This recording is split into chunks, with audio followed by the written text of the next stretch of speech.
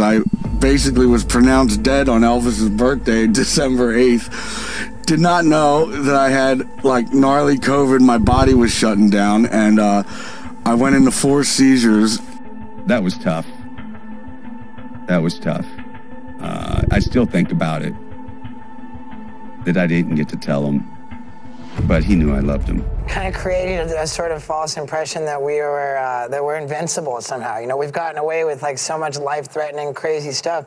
You just can't imagine us actually not surviving something. Sources claim there is another shocking addition to the Bam Margera incident. His team's former leader, Johnny Knoxville, has decided to give his 2 cents on the unfortunate mishap. Well, no surprise there. It isn't easy to forget what Team Jackass's star player has gone through.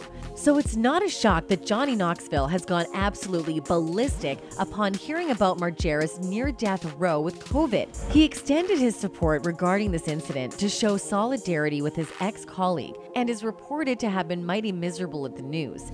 It seems it was really heartbreaking for him. Knoxville talked about his relations with Bam amidst the rumors of their fallout. He said, "I haven't spoken to Bam in about 1.5 years, give and take 6 months." He went on to say that he, alongside some other cast members from Jackass, had a meeting with Bam.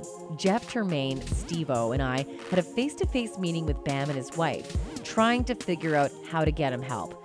Then we had a Zoom meeting as a group not long after that. And that was the last time I talked to him. Among the cast members of Jackass, Knoxville wasn't the only one to have expressed sympathy on hearing the news of Bam's near-death experience. Steve-O had similar sentiments. That explains either he had good relations with his ex-colleagues or he might have mended the loopholes in their friendship. Who knows? Now for our newer audience, let's take a slight detour and explain in all the glory details all that gone down with the former skateboard professional, stunt performer, filmmaker, and heartthrob Brandon Margera, famously known as Bam. It's no surprise that Bam had a whole list of health issues going on. Additionally, he didn't have a very successful family life. Things were bound to get twisted. The Jackass co-host seemingly had severe addiction problems. Alcohol addiction mainly, and had fallen prey to a lot of downfalls because of that. It just became a point to where I felt like so terrible in the morning that I knew if I instantly would crack open a beer, I would feel better. Not only was his career put at stake, but his relations with his own wife and son were also forsaken because of the temperamental glitches. Give me a few shots of tequila, all right, I feel pretty numb. Shove me up and son of a bitch, you know? Yeah. Back in April 2016, Bam chose to come out with his addiction problems and has been open about his life and struggles ever since. He's admitted to taking professional help. Therapists and rehabs have always been a major dependable factor for him. Back when he appeared in Family Therapy by Dr. Jen, he disclosed some of the causative factors that led to extreme dependence on alcohol and substance abuse. 9 cars in the driveway, and I don't want any of this anymore. That doesn't make me happy. Stuff doesn't make me happy. I don't know. I was like, just send me in that pool and make sure I don't come back up. He claims to have undergone the worst phase of his life, and the depression turned having drinks for fun to having drinks for liberation. When asked to give some details on the matter, he stated, "It just seems like everything at one point came crashing down." He went on to say that's when it wasn't even drinking for the fun or for the social part of it. It was just drinking because of total depression, kinda.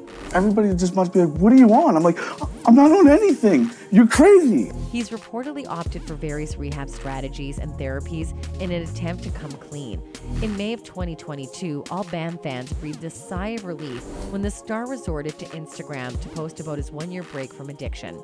1 year of treatment, he wrote via Instagram at the time, adding F year, Bam's back, and Bam's free hashtags to his post. However, the progress came to a screeching halt when a month later, Margera seemingly fled from an inpatient treatment program. The reasons being he was unsatisfied with the services.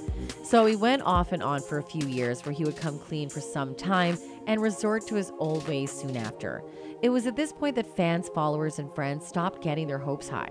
In 2023, his health seemed to collapse again when he suffered extreme deterioration at the hands of COVID.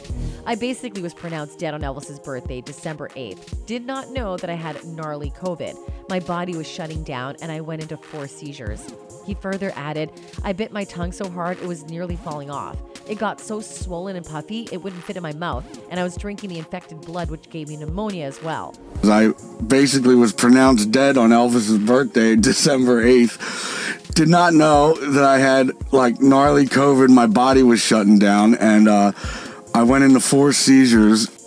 Well, that sucks. Physical health really takes a toll on your mental health as well. No wonder the guy couldn't seem to overcome his depression. His body didn't allow him to.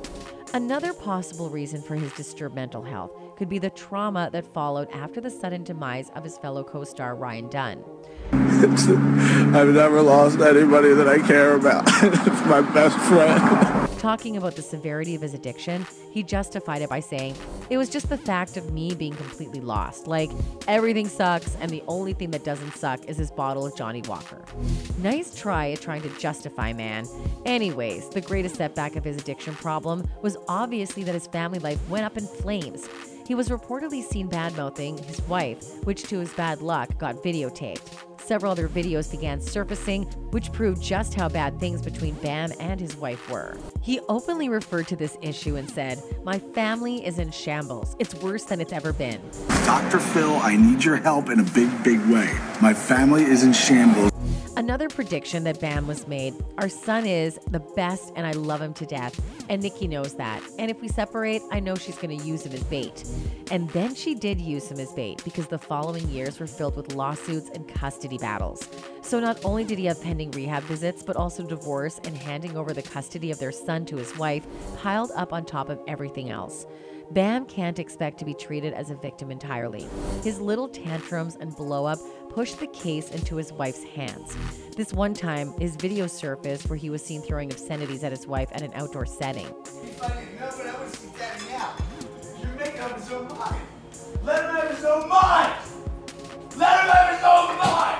Later on, he was arrested for a slip-up. When this video went viral, several fans of Bam went on a venture to provide support and sympathy to the falling star. A fan tweeted, "I want to see Bam Margera get sober so badly. This is a true example of when good people get run over by the disease of addiction. Bam's been teetering life and death for so many years now and had several rock bottoms, yet he continues to be sick. He's going to die any day now." His wife, Nikki, soon after the arrest, went ahead with issuing a restraining order following the restaurant incident. According to her, "It was scary for me and even more scary for Phoenix." She called his frequent therapy and rehab visits and addiction relapses a pattern. This is the umpteenth time that Bam takes one step forward and 10 steps back. Fans speculated that this might be a breaking point for Bam. The fan tweeted, "That might be the last straw for Bam. Damn, but understandable. Bam, please stay strong and get better." Not just that, his addiction cost him a hideous tumble in his career too. The star, who rose to fame in the early 2000s, lost a significant project. Bam Margera is off the Jackass for Project for Good, and it's all because he couldn't stay in it when it came to his addiction issues. Explaining this lawsuit, Margera said that he was coerced into signing a wellness agreement to get him on board with Jackass Forever. He added that the agreement involved him taking daily prescription drugs and submitting regular drug and alcohol tests without reviewing the paperwork with his lawyers. But he violated the agreement when he tested positive for Adderall. Apparently, his doctors prescribed him that medicine, and he was in no way abusing it. His words, not ours. Bam was found aggressively bad-mouthing about Jackass. Who the cares if I'm drunk as hell or not anymore? Jackass has put me through hell. His denial put his fans in unrest. They were disappointed that he wasn't admitting to being in the wrong. A fan tweeted, "He must be surrounded by people like that who probably also have similar problems. Easier to deny it's a problem when everyone around you does it too." But his fans were hopeful once again when news broke that he was resolving his issues with his ex-colleagues, including Johnny Knoxville. According to reports, Bam Margera filed a request in April to dismiss his wrongful termination lawsuit against Johnny Knoxville, Paramount Pictures, and more, signaling a possible peace offering between the longtime friends and Jackass co-stars. Well, we can only hope Bam gets hold over his life, or there would be nothing left. A fan shared similar sentiments. "God, I really hope Bam Margera sorts his life out and gets better. Addiction is utterly horrific, and so much more than what people see on the surface." We pray for the same, mate. That's it for today, folks. Until next time, goodbye.